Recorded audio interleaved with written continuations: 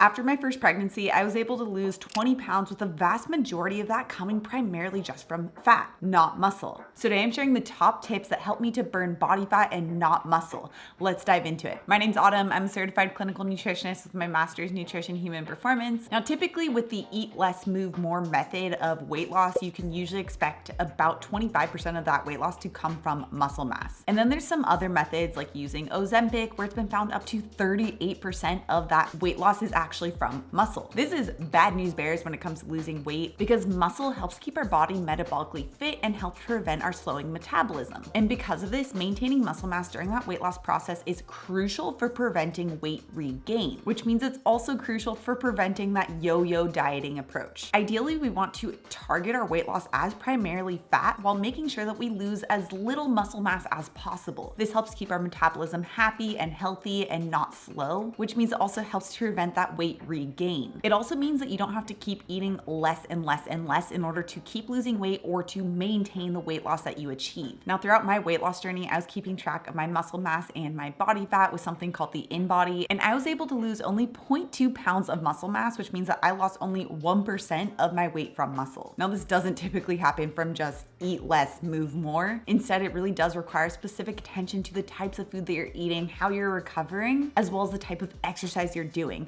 which brings me to the first tip, and it's to not use running to burn fat. This is often the go-to for most people when they're trying to lose weight because it does burn the most calories. So if you're going from the typical approach of just eat less, move more, then this would be the exercise of choice to maximize your results. And running does have really great cardiovascular perks, but when it comes to weight loss, it's actually not really a great tool. And that's because this type of exercise doesn't actually help prevent muscle loss. In fact, it can actually result in muscle loss. Now, exercise is a crucial component to actually making sure that you maintain muscle during the weight loss process, but running shouldn't be the primary focus. You absolutely still can run if you enjoy running, if you feel great with it, but it is important to balance it out with the type of exercise that does help to maintain muscle mass, which we will get to that in just a second. Okay, the second tip is to eat at least 30 grams of protein at each meal and making sure that you actually eat 3 meals a day. Most people are not eating nearly enough protein to help maintain muscle mass. Protein is made up of amino acids that helps to rebuild our muscle as it's breaking down. If you're not getting enough of the amino acids to help rebuild your muscle, then this can result in muscle loss. But on top of that, eating enough protein helps to make you feel satisfied and also helps prevent sugar cravings. So overall, it's just a really great tool to help throughout a weight loss journey. I used to have a really bad sweet tooth, which obviously is not really conducive for helping to achieve a weight loss goal. But I found that when I actually ate enough protein at each of my meals, that I was able to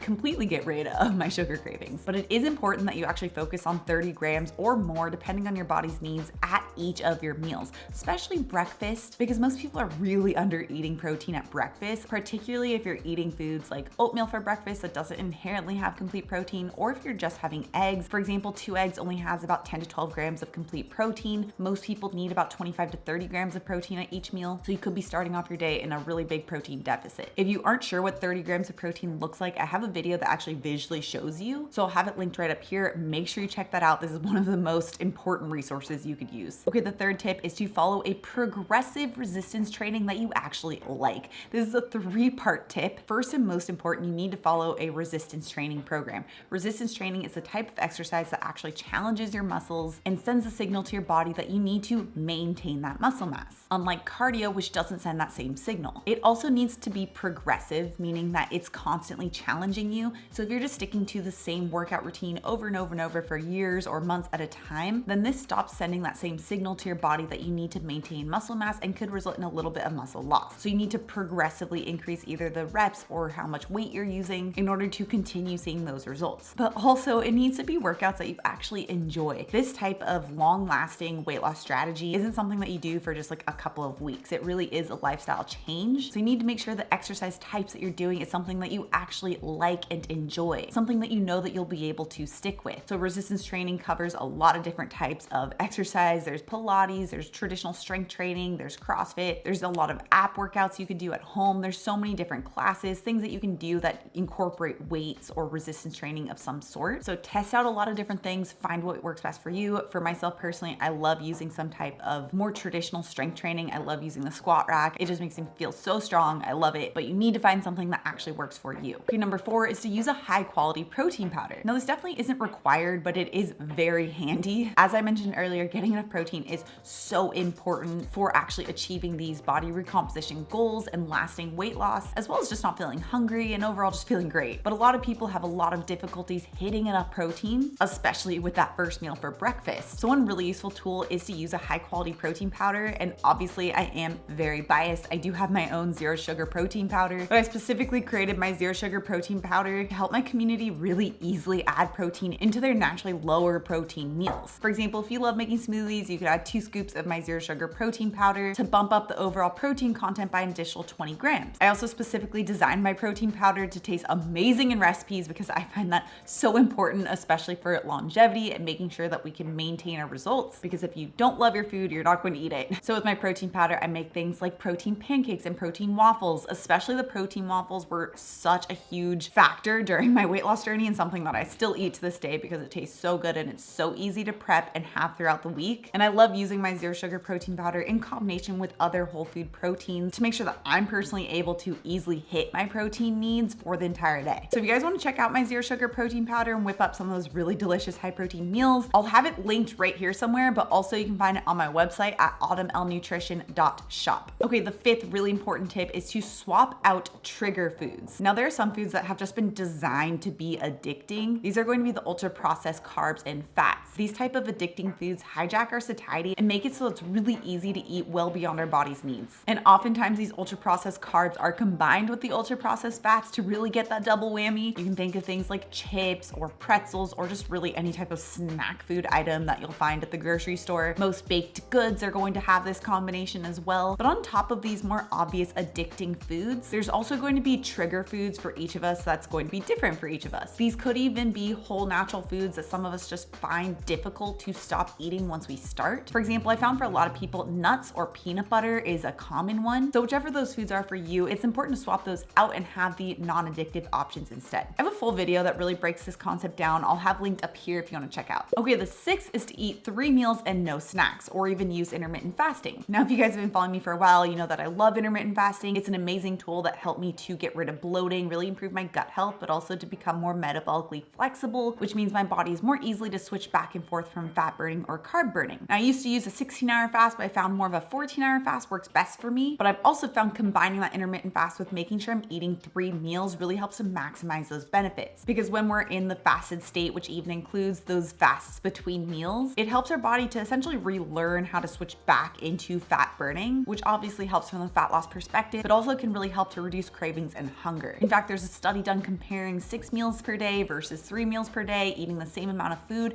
and found that when people eat 3 meals per day, they're actually less hungry than when they split it up into those 3 smaller meals. Okay, and the 7th tip is to throw away your traditional scale. The scale will not tell you if you're burning fat or if you're burning muscle. In fact, the scale can often really mess with our minds and make us think that we need to just eat less and less and less, which then can lead to more muscle loss. From a mental health perspective, the scale just isn't great anyway, but there are really great tools that can actually help you to see if you're burning fat or if you're burning muscle. Like I mentioned earlier, I use the InBody and that's my favorite tool, but there are other methods and I break down all of these. If you want to check out that video next, I'll have it linked right up here. Also, if you're new to my channel and you love this science-backed information, make sure you subscribe right here. Come out new videos every Tuesday and Thursday. All right, guys, thanks so much for tuning in and I'll see you in my next video.